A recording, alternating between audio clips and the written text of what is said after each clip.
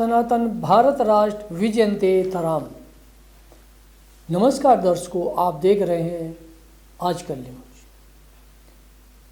पश्चिमी देशों के माध्यम से भारत के विकास और बढ़ती अर्थव्यवस्था से आश्चर्यचकित हैं और इन देशों को ये हजम नहीं कर पा रहे हैं कि भारत इतनी तरक्की कैसे कर रहा है। इंग्लैंड आज भी भारत को हेय दृष्टि से देखता है, ये वो सच्चाई है। चाहे कितनी भी एक वैश्विक उसमें दोस्ती दिखाई जाए, लेकिन एक आंतरिक है, वो आज भी भारत को हेय दृष्टि से देखते हैं और वो यहाँ की किसी भी विकास होते किसी भी क्षेत्र को वो पचा नहीं पाते हैं, चाहे वहाँ की मीडिया ही क्यों न हो। समय समय पर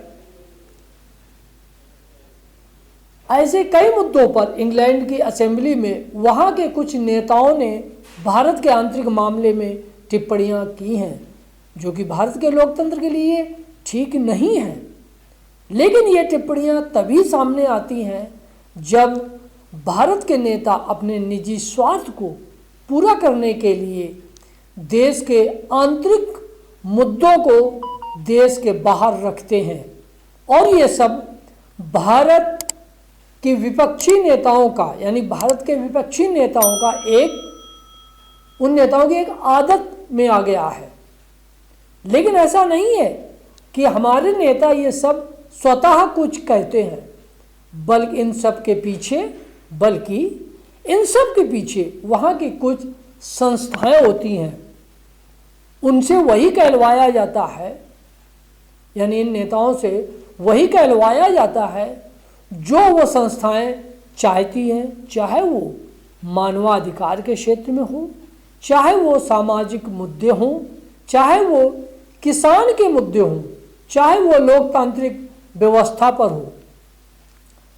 अभी आपने देखा होगा कि हाल ही में देश की सबसे पुरानी कांग्रेस पार्टी के भूतपूर्व अध्यक्ष श्री राहुल गांधी द्वारा लंदन में ये आरोप लगाया कि प्रधानमंत्री नरेंद्र मोदी भारत के मीडिया, संस्थागत ढांचे, न्यायपालिका, संसद सभी पर हमले हो रहे हैं और हमें सामान्य माध्यम से लोगों के मुद्दे रखने में बहुत कठिनाई हो रही है।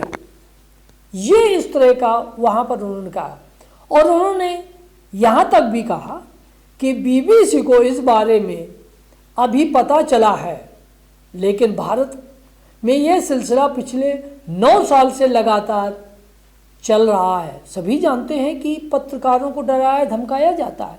मतलब राहुल गांधी जी यहाँ भी नहीं रुके और उन्होंने जो भारत के मीडिया में काम करने वाले पत्रकारों को कहा कि डराया धमकाया जाता है, उन पर हमले किए जाते हैं और धमकाया जाता है। श्री राहुल गांधी ने यह भी कहा कि अगर बीबीसी सरकार के खिलाफ लिखना बंद कर दे तो सब कुछ सामान्य हो जाएगा, ये सारे मामले गायब हो जाएंगे। अब ये देखिए कि कांग्रेस सांसद ने खेद व्यक्त किया कि अमेरिका और यूरोप सहित दुनिया के लोकतांत्रिक हिस्से ये संज्ञान लेने में विफल रहे हैं। मतलब कि अमेरिका, यूरोप या दूसरे देश वो भारत को संज्ञान में नहीं लेते हैं। लोकतंत्र का एक बड़ा हिस्सा नष्ट कर दिया गया है। और राहुल जी ने कहा कि बीजेपी चाहते हैं कि भारत खामोश रहे। इस बयान को सत्तारूढ़ पार्टी यानी बीजेपी ने निंदा की है और कहा कि लोकतांत्रिक देश के लिए ऐसा कहना सही नहीं है। प्रधानमंत्री माननीय नरेंद्र मोदी भारत के लोकतांत्रिक ढांचे को नष्ट कर रहे हैं। यानी नरेंद्र मोदी जी के बारे में भी कहा कि वो लोकतांत्रिक ढांचे को ही नष्ट कर रहे हैं। जब इस तरह की बातें या इस तरह के वक्तव्य या इस तरह का नरेटिव को भारत से बाहर किसी देश में जब ये कहा जाता है तो उसके पीछे बहुत बड़ा एक मकसद होता है कि ये केवल है कि हमारे जो नेता हैं वो तो एक माध्यम है, बाकी इसके पीछे वहाँ की संस्थाएं काम करती हैं और ये संस्थाएं भारत को या विकसित भारत को देखना पसंद नहीं करती हैं। वो आज भी भारत को उसी रूप में देखती हैं जो 75 साल पहले 70 साल पहले जो देश था उसको उसी तरह देखना चाहते हैं। यहाँ पर ये बात एक जरूर एक पत्रकार के नाते से उसमें कहना चाहूँगा कि किसी भी तरह के इस तरह की बातें हमें देश के जनता के बीच में ये बात अगर कही जाए तो उसका प्रभाव एक सकारात्मक होता है।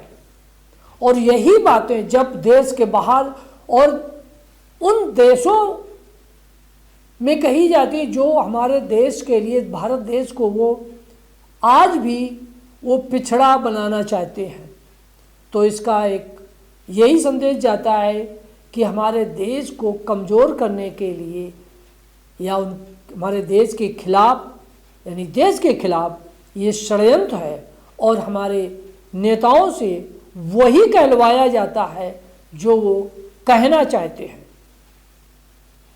यानी कि ये संस्था वही चाहती हैं, वही कहलवाना चाहती हैं जो वो सोचती हैं और उनको इस्तेमाल करती हैं।